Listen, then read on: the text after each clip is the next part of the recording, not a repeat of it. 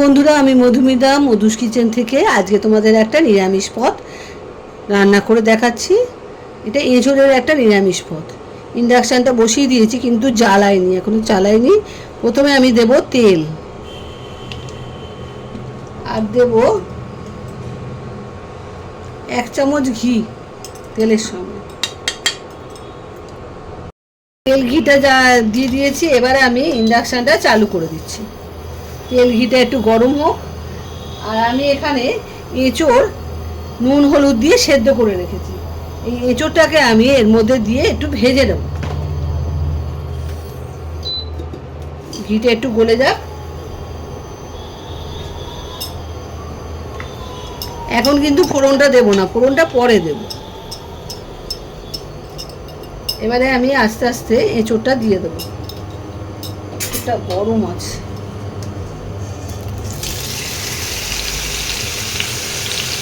এঁচোড়ের জলটা ছেঁকে নিয়েছি। এবারে এঁচোড়টাকে একটু ভেজে নিতে হবে।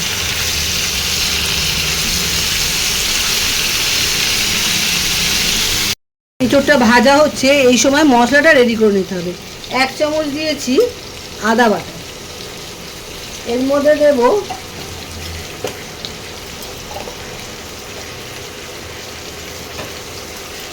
রাখার অসুবিধা হচ্ছে খুবই, এক হাতে মশলা তুলতে পারছি না, ওই জন্যে রাখতে হচ্ছে। 1 চামচ দিচ্ছি ধনে গুঁড়ো,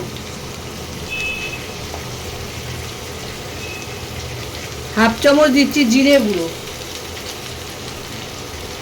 তোমরা যেমন ঝাল খাবে সেই মতো দেবে লঙ্কার গুঁড়ো, আন্দাজ মতো হলুদ গুঁড়ো, আর কাশ্মীরি লঙ্কার গুঁড়ো দেব কালারের জন্য 1/2 চামচ। আর নুনটা পরে দেব। এইগুলোকে একটু জল দিয়ে গুলে নিতে হবে।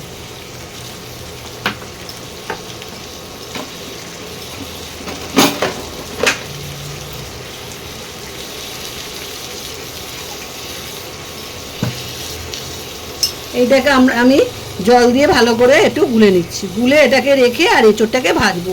তাহলে মশলাটাও একটু ভিজে যাবে আর এঁচোড়টাও ভাজা হয়ে যাবে।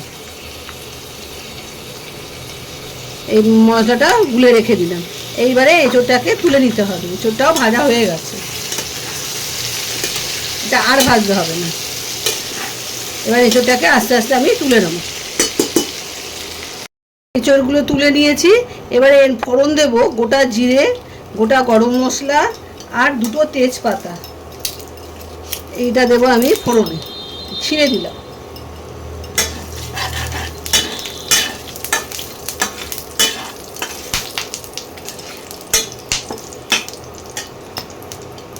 এবারে আমি এই মশলাটা যে গুলে রেখেছি, এই মশলাটা এবার দিয়ে দেবো।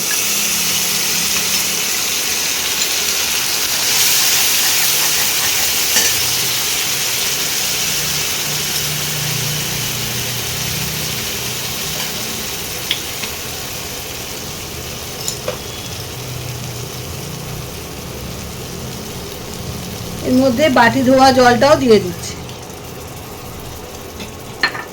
এবারে মশলাটাকে একটু কষাতে হবে।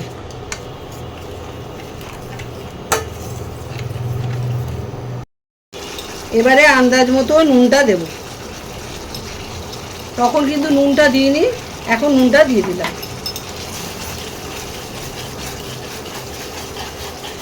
ভালো করে কষাতে হবে।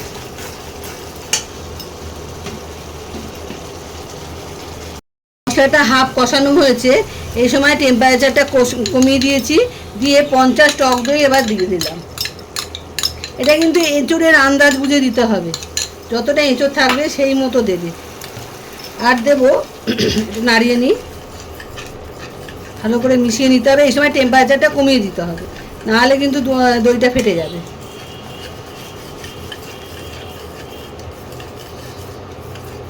আর কন্টিনিউ এভাবে নাড়ালে অটোমেটিক মিশে যাবে।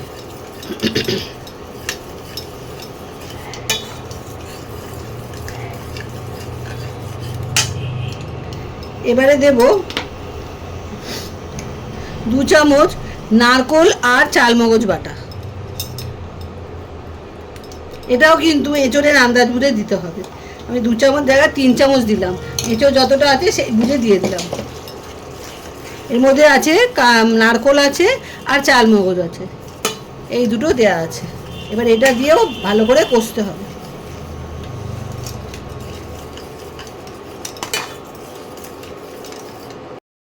মশলাটা কষানো হয়ে এসছে, এর মধ্যে আমি এই ভাজা এঁচোড়গুলো এবার আস্তে আস্তে দিয়ে দেবো। দিয়ে মশলার সঙ্গে এঁচোড় দিয়ে এবারে কষাতে হবে।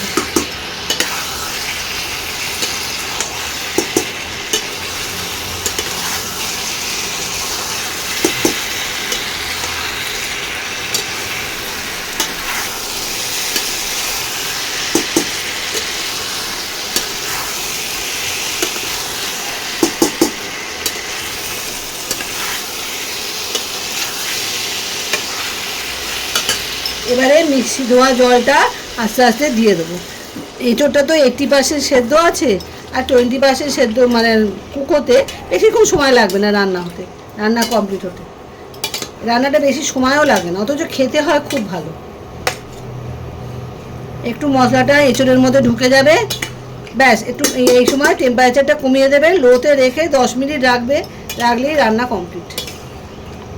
এবার আমিও তাই করবো। এবার একটা ঢাকা দিয়ে দেবো।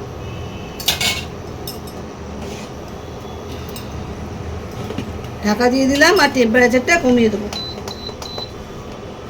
ব্যাস। টেম্পারেচারটা কমিয়ে দিলাম। এবারে 10 মিনিট বাদে আবার তোমাদের দেখাবো। এবার ঢাকা খুলছি। দেখো ঝোল কমে গেছে, এঁচোড়ও সেদ্ধ হয়ে গেছে, পুরো সেদ্ধ হয়ে গেছে। এবারে আমি দিয়ে দেবো গরম মশলা। গরম মশলা দিয়ে দিলাম, দিয়ে একটুখানি ফুটিয়ে নেব, গরম মশলাটা মশলার মধ্যে মিশে যায়।